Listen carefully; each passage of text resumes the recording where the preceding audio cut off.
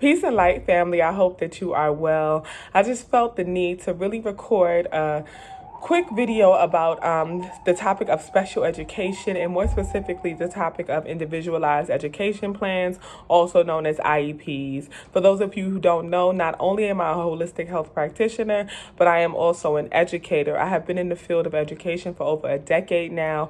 I've taught in Georgia, in Ghana, West Africa, as well as in New York. So some experience in the South, in the North, as well as in Africa. And I have been in special education more specifically for, once again, over a decade now. My experience in special education has been one of great understanding of how, as a community, we have gotten where we are, and we continue to be where we are in both a positive as well as a negative way.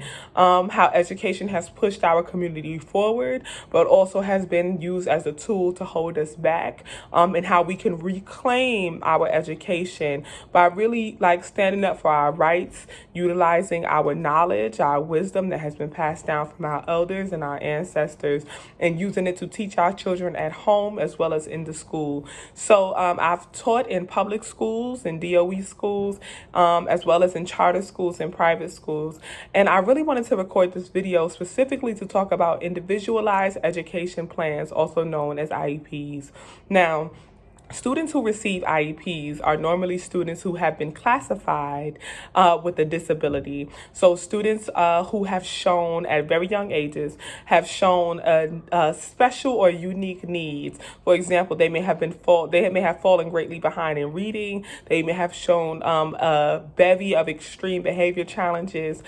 They may have shown other things that have, made people feel like they need some special intervention. They will get assessed. So for a child to be classified with a disability, they first have to go through a slew of assessments that's usually done by a child psychologist. It can be done sometimes by a social worker, and they'll go in and they'll assess the child, and then based on the assessments, that child be classified with a certain disability. Now, I don't really like the term disability, because disability means the child is not able to do something, and I don't believe that any child is not able to do something. I think with the right tools given, all children can do anything, right? So I'm using the term disability because that is the language that is used when we create an individualized education plan or an IEP. So once again, a student is assessed, they are classified with a disability, and the disabilities can fall under two categories. So on the IEP, there will be a space that says classification. That classification will say learning disability or emotional disturbance. Now, learning disabilities include things like dyslexia, dyscalculia, things like that. And then you have emotional disturbances, which that's usually the category for ADD, ADHD, oppositional defiance disorder, which is also known as ODD. So students can be classified in these areas, right? One or two, learning disability or emotional disturbance. Now, the IEP or individualized education plan is then created based upon that classification.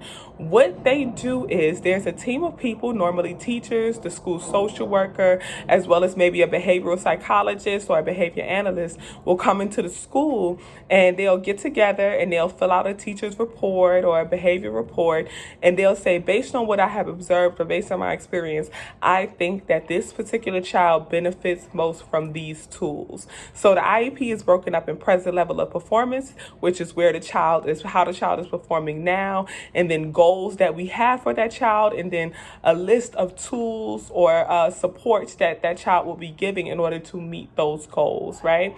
Now, the main point that I want you guys to gather from this video is that the person who holds the most power in the IEP is not the child, it is not the teacher, it is not the principal of the school, it is not the psychologist, it's the parents. The parents hold the most power in the IEP. If you are the parent of a child with a disability, if you are an aunt, an uncle, a cousin, a sister, brother, anything, please, as the parents of that child, and inform the parents of that child that they have the most rights. As parents of children with disability, the moment you find out that your child has been classified, your voice immediately has to turn up. Okay? I often find that in IEP meetings, parents usually seem flustered. They seem overwhelmed because there is a lot of language that is being used. There's a lot of unfamiliar educational terms and jargon that may be thrown out. As a parent, you have the power to stop every other word if you need to and ask for clarification. What does this mean? What does that mean? How is that going to benefit my child? And I urge you to utilize your right to ask questions so that you can fully understand what your child's IEP is saying, as well as the services that they are receiving and how often they are receiving those services. Do not agree to that IEP if you do not fully and thoroughly understand what that IEP is saying. And I say that because I can tell you time and time again, I have seen so many cases where children are not receiving the services that they desperately need because a parent was not equipped to advocate for them. I'm not going to say the parent didn't have the desire, because I would hope that no parent would want to see their child underserviced. But the parents normally are not equipped for a variety of reasons to advocate for their children the way that they need to be advocated for. Therefore, I am urging that if you do not understand what is happening in that IEP meeting, ask 1,000 questions. Tell them to show it to you in the dictionary. Can you Google an image for me? Can you show me an example? Can you practice on me what you'll be doing on my child? You have the right to ask that. Can I meet the speech therapist? Can I meet the behavior therapist? Can I meet the school social worker, school psychologist that'll be giving counseling services to my child? Okay? Please know the services that your child are receiving. It is so important that you know the services, because the second thing that you definitely have to stand up for as a parent is you have to stand up for your child with ensuring that they are receiving all of the services that IEP says that they need and that they will receive. Please pop up at the school. If your child is supposed to be in speech therapy at a certain time, pop up and make sure that they're there. Pop up and make sure that they are in their SETS group. SETS is Student Education Teacher Support Services. So it's basically small group intervention. So pop up in that SETS group and make sure that your child is getting what they need to get and receiving the services that they're supposed to receive. Pop up in that classroom and make sure it's truly a 15 to 1-to-1. Make sure that para is in there. If your child is supposed to have a 1-to-1, make sure that your child has their 1-to-1 para. Let me explain something to you. And if you don't listen to any other advice that I give you in this video, please listen to this. Never, ever, ever allow any school to convince you to go against or change your child's IEP for any reason. Schools will try to sweet talk you. They will try to convince you that, oh, we have a service that's better than what the IEP says. For example, your child's IEP may say they're supposed to be in a 12 to 1-to-1, meaning 12 students to 1 teacher and 1 para in the classroom. Some schools will say, oh, we don't have a 12 to 1-to-1, but what we do have is we have a 15 to 2, or we have an inclusion class that's a 30 to 2, right? That's a more realistic example. We have an inclusion class that's a 30 to 2. So really it's 15 students to 2 teachers instead of just having 1 teacher and 1 para. And they'll try to word it like that to make you think that it's better because, oh, we have 2 teachers and one of them is a special education teacher. No.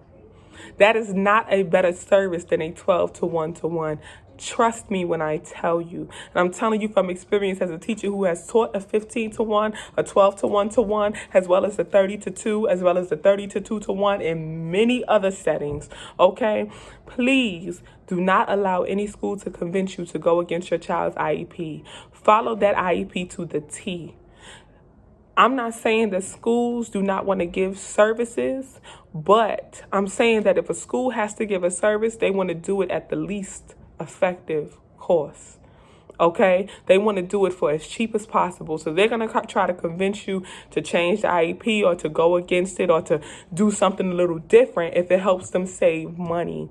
Please do not go against your child's IEP. Make sure the school is following it to the T. So 3 pieces of advice.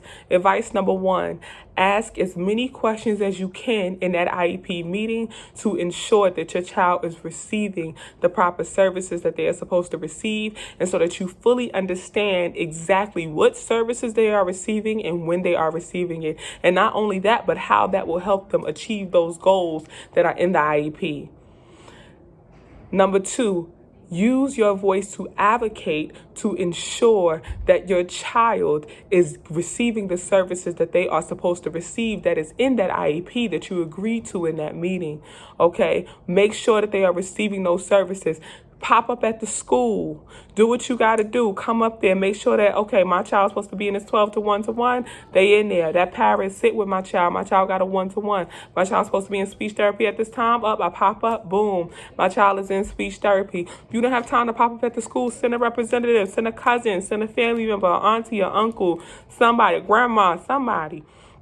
And then if you still can't do that, I challenge you to ask your child, did you go to speech therapy today? What did y'all do? What did y'all work on?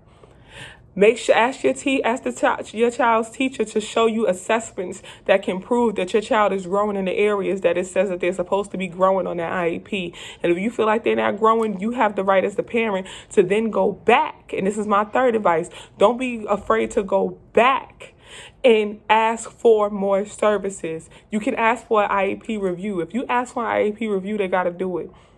As a parent, you have the right to advocate for that. Ask for an IEP review. Ask for, say, look, I need another meeting. I need us to go back to the table because my child is not growing. Now, I will say this. You have to prove that your child is not growing. But they also have to prove that your child is growing. Okay? So don't be afraid to challenge them and go back.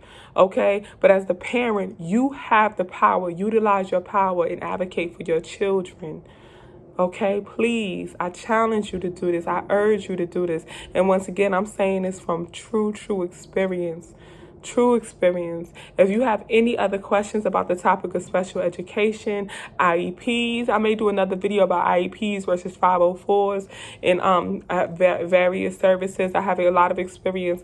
My background is mainly with applied behavior analysis, as well as, once again, special education of all sorts. I specialize in working with students with disabilities, mainly children with autism spectrum disorder, and a variety of other things. But yeah, so if you have any questions, please leave it in the comments below. Any concerns, comments, or any other advice that you may want to give to parents with students with disabilities, parents of students with disabilities, or if you yourself are a parent of a child with disability and you just want to share some little tips or some things that you do when it comes to you advocating for your child's IEP and making sure that they're getting the services that they need, please leave them in the comments below. This is a community and we have to share and give each other information. That's how we build the community and we keep each other strong. Okay, much peace, much light, much prosperity. Once again, I'll do more videos. If you need me to, I'll do more videos on this topic.